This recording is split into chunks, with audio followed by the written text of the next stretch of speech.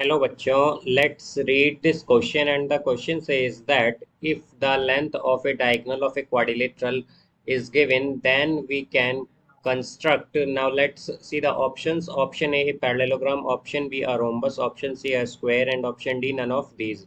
तो आइए अब इस क्वेश्चन को यहाँ पर हम सॉल्व कर लेते हैं। इस क्वेश्चन में कहा गया है कि अगर हमारे पास लेंथ जो है डायगोनल की एक क्वाड्रिलेटरल में वो गिवन है, तो हम यहाँ पर क्या कंस्ट्रक्ट कर सकते हैं या कौन सा क्वाड्रिलेटरल जो है वो हम कंस्ट्रक्ट कर सकते हैं। तो यहाँ पर हम की कॉन्सेप्ट यूज करेंगे, concept that to construct.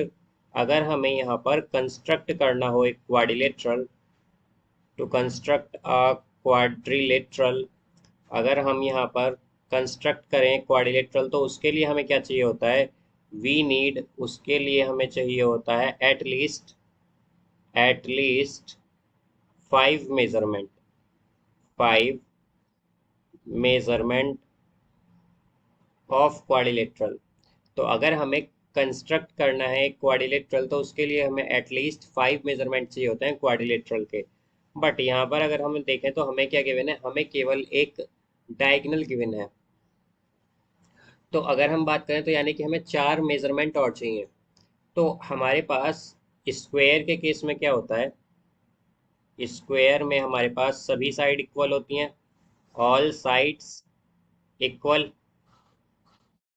and diagonals are also equal, diagonals are also equal।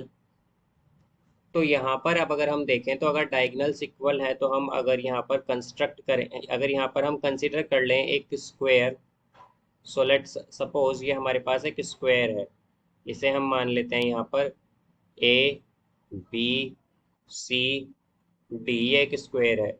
अब इसमें हमारे पास क्या होगा, ए बी इक्वल होगी बी सी के, बी सी इक्वल होगी सी डी के, सी डी इक्वल होगी डी ए के, ये आ जाएगा। अब इसी तरह डायगोनल्स क्या है, एक डायगोनल तो है ए सी और दूसरी डायगोनल है बी डी। तो अब अगर हम देखें तो हमारे पास क्या होगा, ये जो डायगोनल्स हैं ए सी और बी डी ये भी दोनों इक्वल हो जाएंगी। तो अगर हमारे पास साइड्स और डायगोनल अगर हम देखें तो किस में इक्वल होती हैं हमारे पास, ये केवल स्क्वायर में इक्वल होती हैं, जिसमें कि हमारे पास सभी साइड और दोनों डायगोनल जो है वो इक्वल होती हैं। अब यहाँ पर अगर हमें एक डायगोनल गिवन है तो इसका मतलब क्या है कि हमारे पास दूसरी डायगोनल इक्वल है, तो यानी कि हमारे पास दोनों डायगोनल आ जाएंगे एक डायगोनल से ही। अब हमारे पास जो स्क्वायर होता है उसमें डायगोनल्स एक दूसरे को बाइसेक्ट करती हैं 90 डिग्री पर। तो अगर इनका इंटरसेक्शन पॉइंट हम ओ मान लें तो हमारे पास क्या होता है, क्योंकि यहाँ पर ये 90 डिग्री पर बाइसेक्ट करती हैं डायगोनल्स एक दूसरे को, तो हम क्या कह सकते हैं कि ए ओ इक्वल हो जाएगा ओ सी के, बिकॉज बाइसेक्ट का मतलब क्या होता है, टू इक्वल पार्ट में डिवाइड करना। तो यहाँ से ये दोनों इक्वल आएंगे ए सी बाई टू के। देन इसी तरह बी ओ इक्वल हो जाता है ओ डी के, और ये दोनों इक्वल हो जाते हैं बी डी बाई टू के। ये आ गया यहाँ पर। अब यहाँ से अगर हम देखें तो हमारे पास ए सी और बी डी क्या था, इक्वल था। तो ए सी बाई टू किसके इक्वल हो जाएगा, बी डी बाई टू का, यानी कि ये आ जाएगा A O equal O C equal B O equal O D, ये आ जाएगा हमारे पास।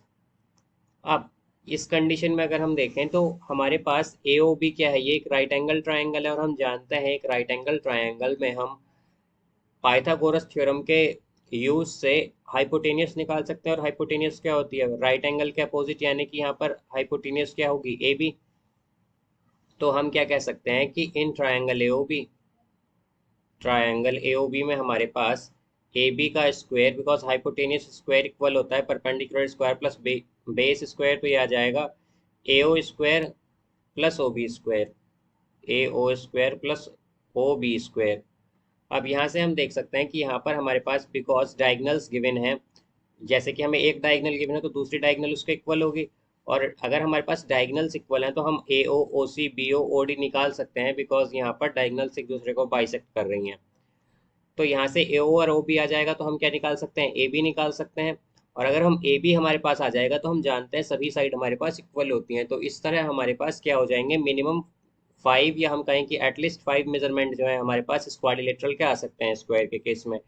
तो अगर हमारे पास 5 मेजरमेंट आ गए तो हम क्या कर सकते हैं, क्वाड्रिलेटरल कंस्ट्रक्ट कर सकते हैं। तो हम क्या कहेंगे कि स्क्वायर के केस में हम एक क्वाड्रिलेटरल कंस्ट्रक्ट कर सकते हैं अगर हमारे पास एक डायगोनल भी गिवन होगी उससे भी, बिकॉज हमारे पास यहाँ पर जो 5 मेजरमेंट हैं बेसिकली वो हम यहाँ पर कैलकुलेट कर सकते हैं या फाइंड कर सकते हैं एक डायगोनल से ही।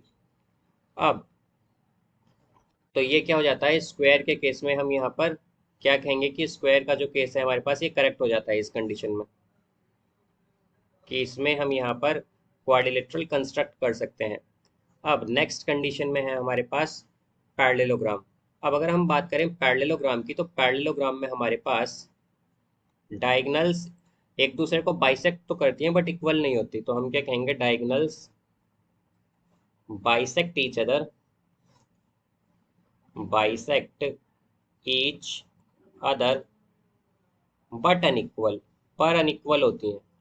अब यहाँ से अगर हम देखें कि अगर डायगोनल्स बाइसेक्ट तो कर रही हैं बट इक्वल नहीं है, तो यानी कि हमारे पास एक ही डायगोनल गिवन है। और हमने की कंसेप्ट में देखा है कि अगर हमें कंस्ट्रक्ट करना है क्वाड्रिलेटरल तो हमें मिनिमम या एटलीस्ट 5 मेजरमेंट चाहिए होंगे। तो इस कंडीशन में हमारे पास क्या है, केवल एक ही मेजरमेंट गिवन है, वो है केवल एक डायगोनल।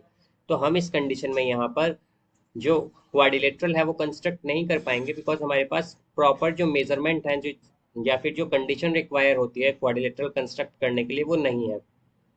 अब अगर हम रोम्बस की बात करें तो इसी तरह रोम्बस में क्या होता है हमारे पास, रोम्बस में भी डायगोनल्स एक दूसरे को बाइसेक्ट तो करती हैं, diagonals bisect each other, each other but unequal.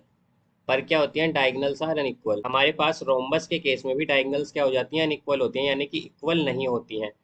अब यहाँ पर अगर डायगोनल्स अनइक्वल है तो इसका मतलब क्या हुआ, हम देख सकते हैं हमें क्या कहा गया है कि लेंथ जो है हमारे पास एक ही डायगोनल की है, क्वाड्रिलेटरल में ए डायगोनल कहा गया है यहाँ पर। तो अगर एक डायगोनल की लेंथ है तो हमारे पास और दोनों डायगोनल्स अनइक्वल हैं, यानी कि दोनों की लेंथ सेम नहीं है यहाँ पर। तो इसका मतलब क्या हुआ कि हम यहाँ पर केवल एक ही मेजरमेंट हमारे पास रहेगा, वो है केवल एक डायगोनल। और हमें क्वाड्रिलेटरल अगर कंस्ट्रक्ट करना हो तो उसके लिए हमें मिनिमम 5 मेजरमेंट चाहिए होते हैं। तो हमारे पास केवल एक ही मेजरमेंट है क्वाड्रिलेटरल का, इसलिए हम रोम्बस के केस में भी क्वाड्रिलेटरल कंस्ट्रक्ट नहीं कर पाएंगे इस कंडीशन में।